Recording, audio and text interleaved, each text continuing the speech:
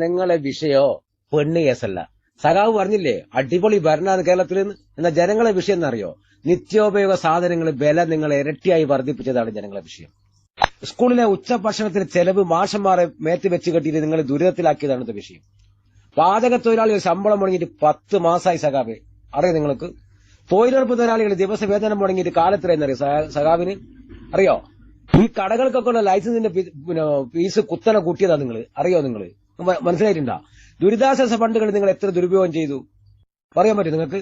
സാമ്പത്തിക ഞെരുക്കം എന്ന് പറഞ്ഞിട്ട് നിങ്ങൾ ഇന്നും മുഖ്യമന്ത്രിക്ക് 1,10,00,000 വണ്ടി വാങ്ങാന്നാ പറഞ്ഞത്. 3ാമത്തെ വണ്ടി അല്ലേ?